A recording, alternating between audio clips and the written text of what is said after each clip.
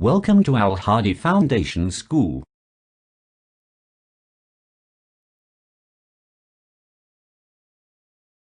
बिस्मिल्लाहिर्रहमानिर्रहीम। अस्सलाम वालेकुम। अपनी किताब का सफ़ा 131 खोलें। यूनिट नंबर 6 है और सबक नंबर है 2। सबक का नाम है मुल्ला नसीरुद्दीन का तारुफ। मुल्ला नसीरुद्दीन जो हैं उनको लतीफ़ों, चुटकुलों और बरजस्ता जवाब देना, इतनी फ़ौरन से जवाब देना, हाजिर दिमागी जिसको बोला जाता है, या हाजिर जवाबी भी हम कह सकते हैं, उसमें बहुत कमाल हासिल था। वो लतीफ़े वगैरह उनके नाम से बहुत मशहूर है और उनके लतीफ़ों में सिर्फ हंसी मजाक ही नहीं होता बल्कि उनके लतीफ़ों से लोगों को बहुत सबक भी हासिल होता था।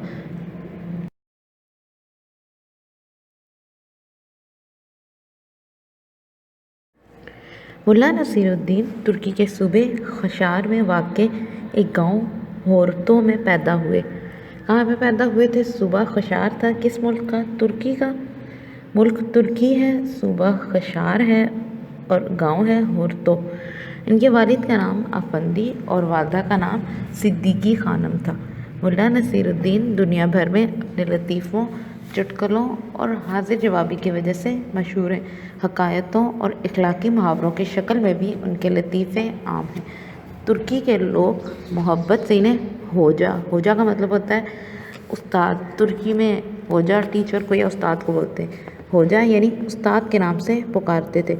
मुल्ला नसीरुद्दीन पर हज़ारों किताबें लिखी जा चुकी हैं। आज ख़ास तौर पर मुस्लिम दुनिया में मुल्ला नसीरुद्दीन की हकायात, कहानियों, किस्सों और लतीफ़ों पर कई किताबें दस्तयाब हैं।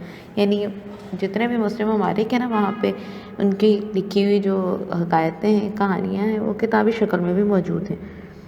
उनकी किताबों के उर्दू, अंग्रेज़ी, फ़ारसी, तुर्की, अज़बक और पश्तो समेत दुनिया की बहुत सी ज़ुबानों में तर्जुमे हो चुके हैं।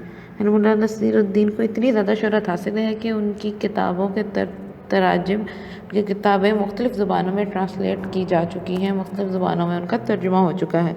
वो एक बैनुल अक़वामी शख्सियत है। उनकी वफ़ात 1284 में हुई, 1284 में हुई।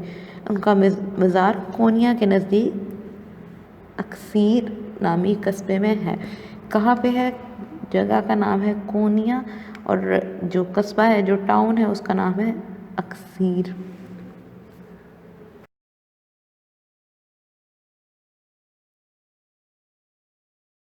मुल्ला नसीरुद्दीन की एक हकायत पढ़ते हैं। मुल्ला नसीरुद्दीन अपने बेटे के साथ सफ़र पर जा रहे थे। दोनों अपने गधे पर बैठे थे।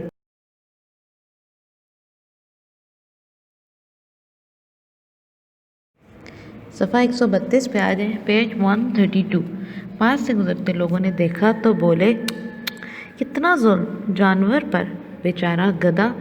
मुल्ला नसीरुद्दीन उतरे और गधे के साथ चलने लगे।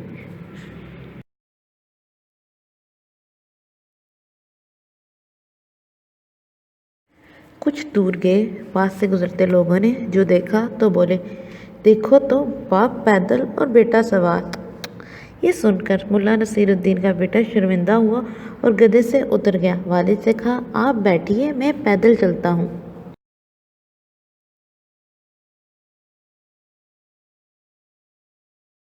सफ़ा 133 पे आ जाए। कुछ सफ़र गुजरा, एक बस्ती के पास से गुजर हुआ। लोगों ने देखा और बोले, ओहो, कैसा बाप है, बेटा पैदल और खुद सवार। अजीब बात है। ये सुनना था कि मुल्ला नसीरुद्दीन उतरे और गधे को अपने कंधों पर उठा लिया और बोले, क्या अब सब खुश हो जाएंगे? नहीं, अब भी कोई खुश नहीं होगा। अब कहेंगे कि उनके पास सवारी है और ये सवारी को उठा के जा रहे हैं, कितने पागल हैं, खुद बोझ उठाए हुए। तो पहले वो दोनों खुद सवार थे तो तब भी लोगों का एतराज़ था कि बेज़ुबान जानवर पे जुल्म कर रहे हैं। बाप सवार था तो तब भी लोगों को एतराज़ था कि बूढ़ा बाप के बेटे को चला रहा है और खुद सवार है।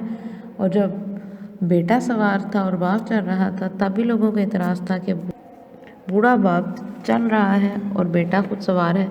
तो लोग किसी में हाल में खुश नहीं रहते बल्कि ہمیں وہ کام کرنا چاہیے جو ہمارے لیے بہتر ہو، جو ہمارے لیے جس میں آسانی ہو۔ ہمیں لوگوں کی باتوں پر نہیں چلنا چاہیے، لوگوں کی باتوں پر دھیان یا توجہ نہیں دینی چاہیے، کیونکہ ہم رنگ برنگ کی باتیں سن کے، مختلف باتیں سن کے تو لوگوں کی باتوں میں آ جائیں گے اور ہم اپنا کام خراب کر لیں گے۔